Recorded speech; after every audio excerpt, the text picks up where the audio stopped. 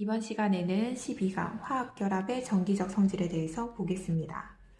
자, 이번 강의는 12강이랑 13강이랑 연달아서 진행하도록 하겠습니다. 자, 첫 번째 이온결합의 전기적 성질입니다.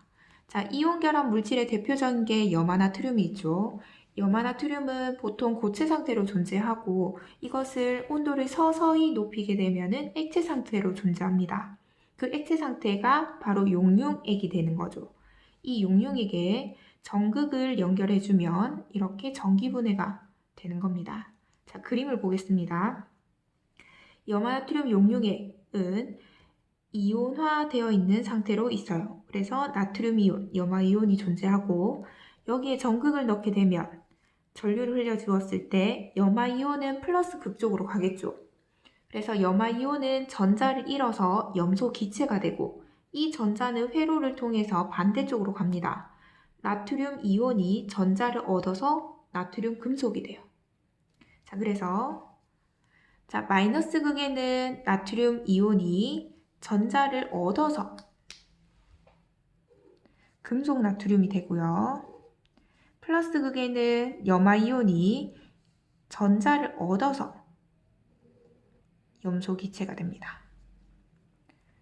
자, 밑에 화학식으로 나타내게 되면 나트륨 이온은 전자랑 결합이 돼서 금속 원자가 되었죠. 금속 나트륨 원자가 되었습니다. 그 다음에 플러스 극에는 염소가 염소 기체가 되었죠. 자, 이때 전자가 왔다 갔다 했다는 것을 알 수가 있습니다. 그래서 염화나트륨 형성 과정에서 전자가 관여한다라는 거죠. 자, 우리 앞에서도 화학적 성질이라는 거는 원자과 전자수가 결정한다 했죠. 마찬가지입니다. 여기서 원자과 전자가 이동을 하면서 이온이 되었다가 원자가 되었다가 하는 겁니다. 이해되셨죠? 전자가 관여한다 라는 게 포인트입니다. 자, 여기서 환원과 산화라는 용어가 지금 보이죠? 자, 요거를 한번 정리하도록 하겠습니다. 산화 반응이라는 거는 산소와 결합하는 반응을 이야기하고요. 자, 산소랑 결합하지 않고 또 다른 산화하는 반응도 있어요. 그래서 그거를 설명하기 위해서 개념을 조금 확장한 게 전자를 잃는 반응이라고 얘기를 하는 겁니다. 그 다음에 전자로도 설명 못하는 경우가 있어요. 그럴 때는 산화수를 따집니다. 자, 지금 산화환원 반응도 뒤에 가서 자세하게 다루기 때문에 이 정도로만 정리하겠습니다. 자, 그러면 환원 반응이라는 거는 반대예요. 산소를 잃는 반응.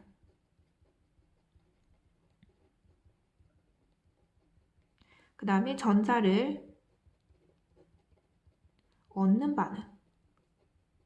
그 다음에 산화수가, 적다 말았네요. 산화는 산화수가 증가하는 반응이고요. 환원은 산화수가 감소하는 반응이에요.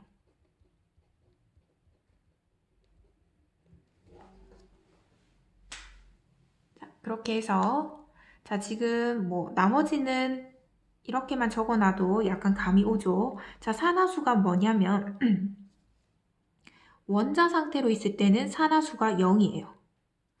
마그네슘 이온으로 있을 때는 2 플러스이기 때문에 산화수가 플러스 2가 됩니다. 자, 이렇게 산화환원 정도를 수치로 나타낸 게 산화수라고 보시면 돼요. 따라서 나트륨 이온은 산화수가 플러스 1입니다. 전자는 산화수가 마이너스 1이래요. 전자는 마이너스 1, 한 개당으로 보는 겁니다. 앞에 숫자 2 신경 쓰지 마세요. 자, 이렇게 해서 전자가 들어가면서 나트륨은 원자가 되면서 중성이 됐죠. 중성이 됐을 때는 산화수가 0이에요. 자, 그래서 나트륨은 산화수가 증가했죠. 산화수가 증가했기 때문에 산화수가 감소했죠. 플러스 1에서 0으로 감소했기 때문에 산화수가 감소했기 때문에 환원 반응이라고 얘기를 한 겁니다. 자, 마찬가지로 염화이온은 산화수가 마이너스 1에서 0으로 갔기 때문에 산화수가 증가했죠. 산화수가 마이너스 1에서 0으로 증가했기 때문에 산화 반응이라고 나와 있는 겁니다. 이해하셨죠? 자, 이렇게 해서 이온 결합은 산화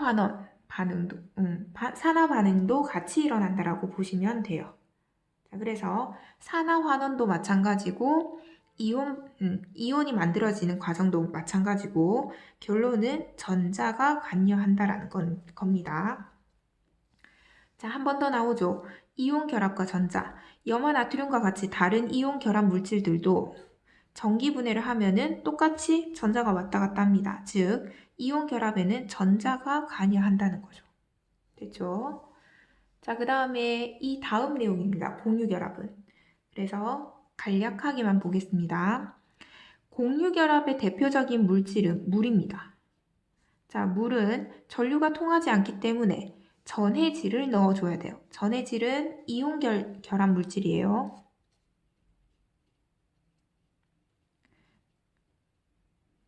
그래서 전해질을 넣게 되면은 이온이 만들어지면서 전류가 흐르게 됩니다.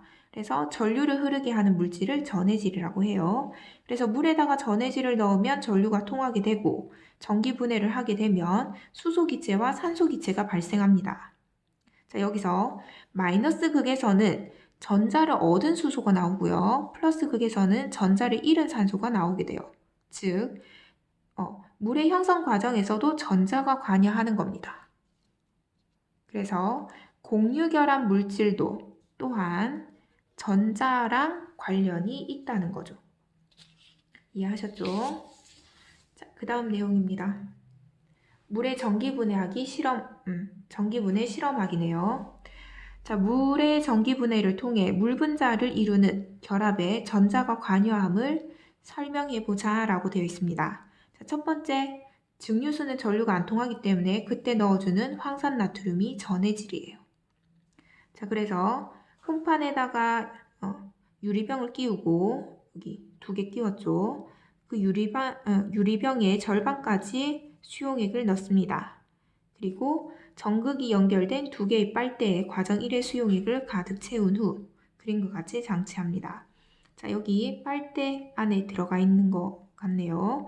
자, 그래서 빨대 내부에서 일어나는 변화를 봤더니 자, 플러스 극, 이 빨간색이 아마 플러스일 겁니다. 플러스 극, 마이너스 극. 자, 봤더니 플러스에서는 2, 마이너스 극에서는 1의 부피로 기체가 발생했어요. 자, 지금 이 기체가 어떤 종류인지 모르죠. 자, 그래서 불꽃을 가까이 가져다 댑니다. 자, 그랬더니 플러스 극에서는 불꽃이 타올랐대요. 누굽니까? 산소죠. 마이너스 극에는 불꽃이 퍽 하는 소리를 냈습니다. 어떤 기체입니까? 그쵸, 수소죠. 자, 그렇게 해서 산소와 수소인 것을 확인을 했습니다. 자, 이거를 식으로 나타내봤더니 물은 전자를 얻었죠. 전자를 얻어서 수소 기체가 발생을 했고요. 그리고 수산화 이온이 만들어졌네요. 그 다음에 플러스 극에서는 물이 전자를 잃어서 산소 기체가 발생했습니다. 자, 그렇게 해서 산소 기체가 됐죠. 그리고 전자를 잃었고. 따라서 전체 반응은 물은 분해시키면 수소와 산소가 된다 라고 얘기할 수 있고, 자, 여기서 수소 기체와 산소 기체가 2대 1의 부피비로 발생했음을 실험 결과로 알 수 있었죠. 따라서 물은 수소 원자 2개와 산소 원자 1개로 이루어져 있다는 것까지 알아냈습니다. 자, 그 밑에 더 알아보기네요. 자, 라부아제라는 사람이 있습니다. 라부아제는 고대 사람이죠. 자, 고대에서 물질의 개념을 어떻게 변했는지 한번 간략하게 보겠습니다. 맨 처음에 탈레스라는 사람은 물로 이루어져 있다. 만물은 물로 되어 있다라고 얘기하는 1원소설을 주장을 했고요. 그 다음에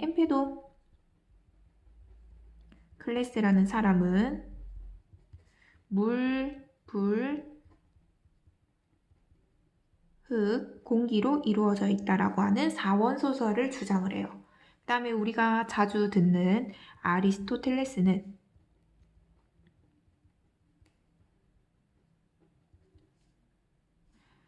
이 네 가지 물질에다가 네 가지 성질이 결합되어 있다라고 얘기를 했습니다. 자, 그러면 물질을 이루고 있는 기본 성분은 물이라고 얘기를 할 수가 있겠죠. 근데 라부아제는 이 물을 분해시켜 버린 겁니다. 그러면 물이 분해됐기 때문에 물이 만물의 근원이라고 얘기할 수가 없죠. 즉, 이 사람들의 이론은 반박하게 되는 계기가 되는 겁니다. 따라서 그런 의미에서 라부아제의 물 분해 실험은 의미가 있는 거죠. 자, 실험 장치를 보겠습니다. 주철관에다가 물을 부었습니다. 철이기 때문에 물에 있는 산소랑 결합을 합니다. 그래서 철은 산소랑 결합해서 산화철이 되고요. 그 다음에 산소를 다 떼내고 나면은 수소가 남겠죠. 수소는 옆에 모이게 되는 겁니다. 자, 여기서 찝찝한 학생들 있죠. 원자 개수 맞추겠습니다. 자, 철을 2 플러스도 있고 3 플러스도 있는데, 자, 쉽게 2 플러스라고 가정합시다. 자, 2 플러스라고 하면은 철원자 2개 해서 산화철이 2분자 만들어진다라고 하면 돼요. 자, 이거는 중요한 게 아닙니다. 자, 그래서 물을 쪼개서 산소의 질량만큼 주철과는 무거워졌고요. 그 다음에 물에서 수소가 분리돼서 나왔습니다. 즉, 물은 산소와 수소로 이루어져 있다라는 것을 찾아낸 거죠. 자, 마지막에 나와 있습니다. 자, 이렇게 해서 지금 이온결합과 공유결합의 물질, 대표적인 거 두 개를 봤죠. 이온결합은 염화나트륨, 공유결합은 물입니다. 자, 근데 오늘 공유결합은 다루지 않을 거예요. 이온결합만 볼 겁니다. 자, 여기 밑에 문제는 여러분들이 풀어보시고요. 우리는 그 다음 장으로 넘어가도록 할게요. 자, 13강입니다. 오늘 연달아서 하기로 했죠. 13강. 이온 결합입니다. 자, 이온이라는 물질은 전자를 얻거나 잃어서 안정한 전자 배치를 이루려고 해요. 자, 그때 전자 배치를 봤더니 제일 바깥쪽에 전자가 몇 개? 옥타니까 옥타브 8개가 된다는 겁니다. 그래서 이온이 됐을 때 전자가 제일 바깥쪽에 8개가 배치된다는 것이 옥텟 규칙인 거죠. 그래서 옥텟 규칙을 보면 옥텟 규칙은 비활성 기체의 전자 배치랑 같아요. 자, 밑에 보겠습니다. 자, 헬륨은 1주기 18쪽이죠. 1주기 18쪽. 자, 그렇게 해서 1주기에 전자 2개가 꽉 찬 상태가 됩니다. 그래서 옥텟 규칙에서 헬륨은 2개라고 나와 있죠. 그 다음에 네온은 2주기 18쪽입니다. 자, 오비탈의 전자 배치를 하겠습니다. 1s에 2, 2s에 2, 2p에 6. 여기서 보호의 전자 배치를 하면 K 껍질에 2개, L 껍질에 8개가 되죠. 따라서 제일 바깥쪽에 전자가 8개 되면서 옥텟 규칙을 만족한 겁니다. 그 다음에 아르곤 3주기 18쪽입니다. K 껍질에 2개, L 껍질에 8개, M 껍질에 8개가 됩니다. M 껍질에 8개. 따라서 이 지금 18쪽 원소들 있죠. 18쪽 원소들은 가장 바깥 전자 껍질에 8개의 전자 배치를 가지면서 안정해진 겁니다. 됐죠? 자, 그러면 옥텟 규칙과 화학 결합을 보겠습니다. 18쪽 원소를 제외한 원자들 1쪽부터 17쪽 있죠. 화학 결합을 통해서 전자를 잃거나 얻어서 또는 전자쌍을 공유해서 옥텟 규칙을 만족한다라고 되어 있네요. 그래서 전자를 잃으면 양이온이 되죠. 전자를 얻으면은 음이온이 됩니다. 따라서 양이온과 음이온이 되면서 전자 배치가 안정화된 겁니다. 자, 그 다음에 전자쌍을 공유한다라고 되어 있는데 이게 공유결합이에요. 뒤에 내용이라고 있습니다.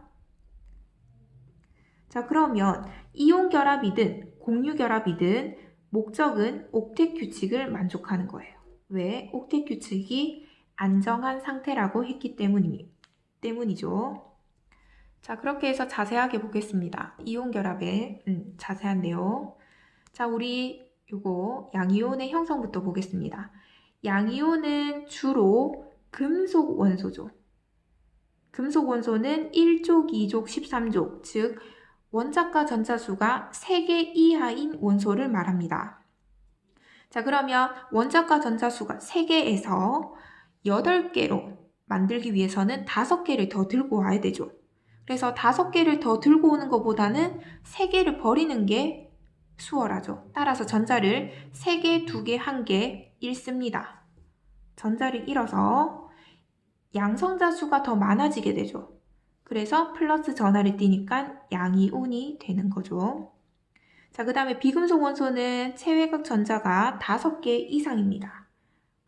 원자과 전자수가 5개 이상이면 전자 3개를 더 들고 와서 옥텟 규칙을 만족할 수가 있겠죠. 그래서 이번에는 전자를 얻어서 음이온이 됩니다. 자, 그 결과 몇 쪽과 같아진다고요? 비활성 기체 18쪽과 같은 전자 배치가 됩니다. 자, 밑에 그림으로 봅시다. 나트륨 원자는 3주기 1족입니다. 그래서 원자과 전자수 몇 개? 그쵸, 1개죠. 제일 바깥쪽에 있는 이 전자를 원자과 전자라고 했어요. 그래서 전자 1개를 잃어서 2주기가 됐네요. 자, 그래서 전자 배치를 봤더니 안쪽에 2개, 두 번째 8개, 총 10개가 됐죠. 누구의 전자 배치랑 같습니까? 그쵸? 네온의 전자 배치와 같습니다. 자, 그 다음 음이온, 염소가 있네요. 염소는 17번. 그러니까 3주기 17족 원소죠. 따라서 옥텟 규칙을 만족하기 위해서 전자 1개를 더 들고 옵니다. 전자가 총 18개가 됐네요. 그러면 18번 아르곤의 전자 배치와 같아진 겁니다. 자, 그렇게 해서 제일 바깥쪽에 전자 8개, 옥텟 규칙 만족했습니다. 자, 이렇게 이온이 만들어졌고 여기 보면 나트륨 원자가 전자를 한 개 1줘. 그러면 나트륨 이온이 될 거고 나트륨 원자가 잃은 전자는 염소한테 갈 겁니다. 그러면 염화이온이 되겠죠. 전자를 얻어서 염화이온. 자, 그러면 나트륨 이온은 플러스를 띄고 염화이온은 마이너스를 띱니다. 그러면 이 둘 사이에 정전기적 인력이 발생을 하죠. 그렇게 해서 결합이 되었습니다. 이런 결합을 이온 결합이라고 해요. 따라서 이온 결합의 정의는 양이온과 음이온 사이에 정전기적 인력을 통해서 형성된 결합을 말해요. 자, 그러면 이온 결합은 주로 전자를 잃기 쉬운 금속과 전자를 얻기 쉬운 비금속의 만남이라고 생각하시면 돼요. 자, 그렇게 해서 에너지 변화를 한번 보겠습니다. 양이온과 음이온 사이에서는 정전기적 인력이 발생한다 했죠. 왜? 플러스랑 마이너스니까. 자, 그리고 반발력도 발생한대요. 왜냐하면 이 둘이 점점 가까워집니다. 그러면 얘도 전자고 얘도 전자입니다. 전자들 사이에 반발력이 작용하겠죠. 따라서 두 이온 사이에서는 인력도 존재하고 반발력도 생깁니다. 그러면 자, 이 둘 사이에서 힘의 평형이 이루어지는 곳이 있을 거예요. 자, 그때가 에너지가 가장 낮은 상태가 되고 거기서 결합을 하게 되는 겁니다. 뒤에 가서 그래프를 한번 보도록 할게요. 자, 일단 계속 보겠습니다. 이온 사이가 너무 가까워지면은 반발력이 생기게 되고 너무 멀어지게 되면은 둘 사이에서 정기적인 인력이 발생할 겁니다. 자, 뒤에 그래프로 한번 보겠습니다. 자, 지금 보다시피 이 그래프입니다. 자, 지금 X축을 보면 이온 사이의 거리라고 돼 있죠. 자, 여기서 자, B를 기준으로 좀 잡겠습니다. B가 에너지가 제일 낮은 상태. 자, 얘를 기준으로 해서 자, 가까이 가겠습니다. 자, 가까이 가면은 반발력이 생긴다라고 돼 있죠. 그 다음에 멀리 가겠습니다. 멀리 가면 갈수록 반발력은 약해지고 인력이 강해지는 겁니다. 그래서 반발력과 인력의 그래프를 합친 게 지금 이 파란색 그래프가 되는 거예요. 자, 이렇게 해서 반발력이 컸다가 인력이 커지고 이 둘 사이의 균형이 맞는 곳이 바로 B 지점이 되는 겁니다. 자, 그래서 여기 나와 있죠. A 구간은 인력이 우세. 그 다음 B 지점은 인력과 반발력이 균형을 이루어서 이온 결합이 되어 있는 겁니다. 그래서 이온 사이의 거리는 B라고 보시면 돼요. 그 다음에 C는 더 가까이 왔기 때문에 반발력이 우세합니다. 자, 여기서 R0가 여기죠. R0보다 더 멀리 있을 때는 인력이 작용한다 했습니다. 같이 있을 때는 이온 결합이 형성된다고 했고, 그 다음에 더 가까워지면은 반발력이 생긴다 했습니다.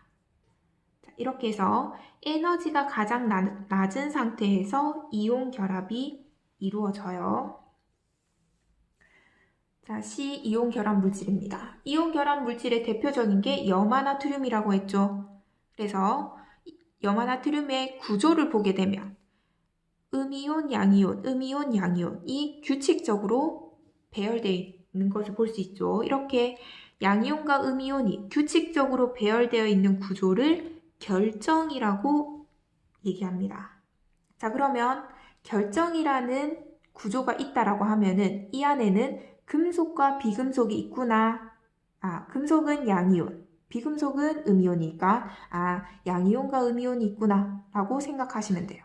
자, 연상해서 생각하셔야 됩니다. 결정은 금속과 비금속의 만남 또는 양이온과 음이온의 만남이라고 보시면 돼요.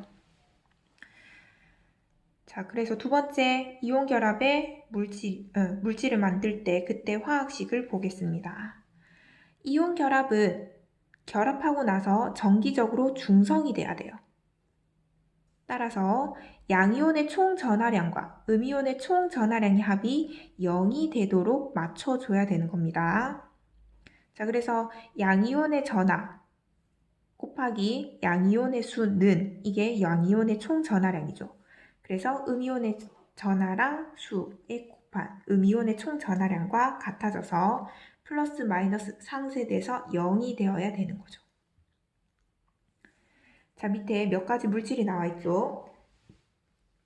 자, 칼륨이온하고 염화이온은 플러스 1, 마이너스 1입니다. 그러면 1대1로 결합할 수가 있겠죠. 그 다음에 나트륨과 탄산이온입니다. 탄산이온이 2-이기 때문에 나트륨이온이 2개가 필요한 겁니다. 자, 그렇게 해서 화학식을 적을 때는 나트륨이 2개, Na2CO3가 되는 겁니다. 그 다음 읽을 때는 음이온부터 읽죠. 적을 때는 양이온부터 적고요. 그래서 읽을 때는 뒤에서부터 탄산 나트륨이라고 읽어주시면 돼요. 자, 그 다음에 알루미늄 이온입니다. 3 플러스 수산화 이온 마이너스. 따라서 수산화 이온이 3개가 있어야지 중성이 되겠죠. 개수비 1대3입니다. 화학식으로 적으면 Al, OH에다가 간료해서 3이라고 적어주시면 돼요. 할 수 있겠죠? 자, 조금 더 복잡한 거를 보겠습니다. 여기 보면 산화철이 보여요. 자, 지금 산화이온은 3 플러스고요. 철은 3 플러스고 산소는 2 마이너스입니다. 자, 그러면 이 둘이 결합할 때 최소 공배수 6이 되기 위해서는 자, 여기 있는 숫자가 뒤로 오면 되고 여기 있는 숫자는 앞으로 와서 Fe2, 그 다음에 O3라고 적어주시면 돼요. 이해됐죠? 여기 전하량은 뒤집어서 들어간다라는 거. 조금 쉽게 적을 수 있는 방법입니다. 자, 이온 결합 물질의 성질을 보면 자, 결정에다가 힘을 주면은 이 이온 결합 물질은 부서진대요. 그래서 외부에서 힘을 가하면 쉽게 쪼개지거나 부스러진다라고 되어 있죠. 자, 이유를 보겠습니다. 이온 결합 물질은 결정 상태로 존재한다 했습니다. 양이온과 음이온이 규칙적으로 배열된 상태죠. 자, 여기에서 힘을 가했습니다. 그랬더니 이온들이 한 칸씩 밀려났어요. 밀려나니까 음이온이 마주보고 있고 양이온이 마주보고 있습니다. 둘 사이에 반발력이 작용하면서 떨어지게 되는 거죠. 그러면 다시는 붙지 않겠죠? 이 상태가 깨진 상태입니다. 즉, 이온 결합 물질은 쪼개지거나 부서집니다. 자, 그 다음 성질이에요. 두 번째 성질, 전기 전도성. 자, 고체 상태에서는 결정으로 존재한다 했습니다. 결정은 음이온, 양이온, 양이온, 음이온, 음이온과 양이온이 규칙적으로 있는 상태죠. 그러면 이들은 이동할 수가 없어요. 꽉 끼어 있기 때문에 이동할 수가 없습니다. 그래서 고체 상태에서 전기 전도성이 없어요. 자, 하지만 액체 상태, 나 수용액 상태가 되면은 이온들이 이동할 수가 있습니다. 그래서 전기 전도성이 있어요. 정리해 주세요. 고체 상태에서는 전기 전도성이 없지만 액체나 수용액 상태에서는 전기 전도성이 있다. 왜? 이온들이 움직일 수 있기 때문에. 자, 그 다음에 세 번째 성질, 물에 대한 용해성입니다. 이온 결합 물질은 물에 잘 녹아요. 자, 이유는 물 분자는 산소 쪽이 마이너스 전하를 띠고요. 자, 이거 전하 표시입니다. 그 다음에 수소 쪽은 플러스 전하를 띄어요. 자, 이렇게 한 덩어리 내에서 부분적으로 전기를 띠는 이러한 분자를 극성 분자라고 합니다. 그래서 물은 극성 분자이기 때문에 이온 결합 물질이 들어가게 되면은 양이온은 산소 쪽으로 둘러싸이게 되고요. 음이온은 수소 쪽으로 둘러싸이게 됩니다. 그래서 물 분자와 결합을 해요. 즉, 물에 잘 녹는 상태가 되는 거죠. 그래서 물에 대한 용해성이 크다라고 보시면 돼요. 그 다음 네 번째 특징입니다. 녹는 점과 끓는 점. 이것은 높아요. 자, 이유는 양이온과 음이온 사이에서 강한 정전기적 인력 때문에 둘이 떨어지지가 않습니다. 물에는 잘 녹아요. 하지만 얘를 강제적으로 떼낼 때는 힘이 많이 들어요. 그래서 열로서 떼내기 위해서는 높은 온도가 필요하다는 이야기입니다. 즉, 상온에서는 대부분 고체 상태로 존재하는 거죠. 자, 그래서 몇 가지 물질을 보면은 지금 염화 플로린, 플로리나 나트륨, 염화 나트륨, 브로미나 나트륨이 있네요. 지금 양이온은 공통입니다. 양이온은 공통인데 음이온이 2주기, 3주기, 4주기 원소네요. 자, 그렇게 되면 결합 거리를 봅시다. 2주기, 3주기, 4주기니까 주기가 커질수록 결합 간격이 넓어지겠죠. 결합이 멀어지게 됩니다. 그러면 입자 사이가 멀어지면은 이 둘 사이의 힘은 약해지게 돼요. 자, 이거는 물리 법칙이죠. 한번 보겠습니다. 자, 쿨롱이라는 사람이 전기적인 힘의 크기를 계산하는 식을 만들었어요. 이게 전기력이에요. 전기는 전하를 띠는 두 입자 사이에 전기적인 세기, 전하량의 곱과 비례하고 그 다음에 거리가 멀수록 힘은 약해진다라고 찾았습니다. 그래서 이거를 법칙으로 만들었습니다. 자, 다시 옵니다. 자, 거리가 멀어질수록 힘은 약해진다고 했죠. 자, 그래서 음이온의 크기가 커지기 때문에 이온 사이의 거리가 커졌고 힘은 약해지기 때문에 낮은 온도에서 녹게 되는 겁니다. 이해됐죠? 그래서 이온 사이의 거리가 증가할수록 녹는 점은 낮아진다. 자, 그럼 여기서 정리한 거는 이온 사이의 거리가 가까울수록 녹는 점은 높아진다 라고 정리할 수 있고, 자, 이쪽 그룹은 1가 양이온하고 1가 음이온이 결합한 물질이죠. 자, 근데 오른쪽에 있는 물질을 봅시다. 마그네슘은 2가 양이온이고 전하량이 플러스 2입니다. 산소는 마이너스 2 전하량을 가지죠. 자, 전하량이 총 4배가 됐습니다. 자, 쿨롱의 법칙에서 전하량이 크면 클수록 그 둘 사이의 힘은 커진다 했어요. 따라서 1가 이온끼리의 결합보다 2가 이온끼리의 결합이 더 강할 겁니다. 자, 온도를 보면 확연하게 차이가 있죠. 그래서 이렇게 녹는 점이 훨씬 더 높아진 것을 확인할 수가 있습니다.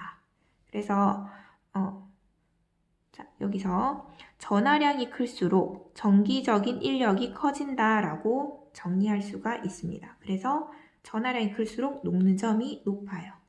마찬가지로 이 안에서도 보면은 주기가 커질수록 거리가 멀어지기 때문에 녹는 점은 낮아지게 됩니다. 자, 이렇게 해서 이온 결합 물질에 대한 성질도 한번 봤습니다. 자, 그 다음 밑에 개념 확인 문제는 여러분들이 한번 풀어보시고요.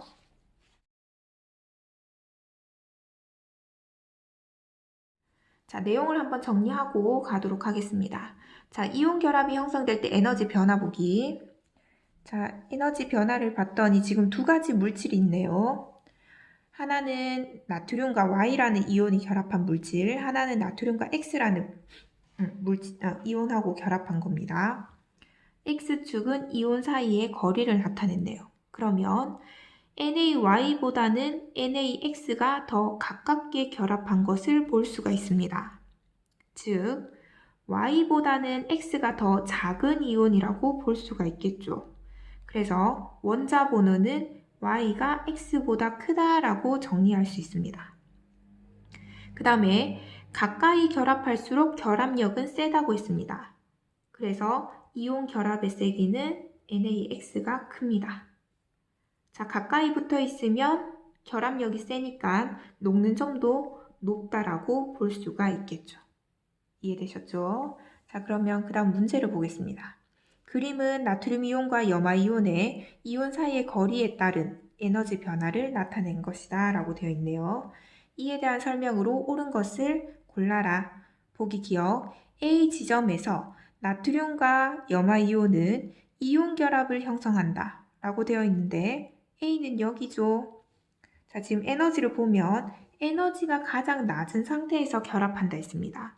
즉, A 지점이 아니라 P 지점이 돼야 되겠죠. 따라서 틀렸습니다. P 지점. 그 다음 니은. 녹는 점은 NaCl이 KCl보다 높다. 자, 나트륨은 3주기, 칼륨은 4주기입니다. 그러면 거리가 더 멀겠죠. 그래서 녹는 점은 염화 나트륨이 더 가깝기 때문에 녹는 점이 높다라고 얘기할 수 있어요. 그 다음 디귿. 마그네슘하고 산화이온이 결합할 때는 전하량이 훨씬 더 커집니다. 따라서 P 지점보다 더 가까이에서 결합을 할 거예요. 이 영역으로 들어가야 돼요. 그래서 답은 2번이 되겠습니다. 자, 2번 문제 같은 경우는 공유결합을 배워야지 풀 수 있기 때문에 2번 문제는 나중에 풀도록 하겠습니다. 이번 시간은 여기까지입니다.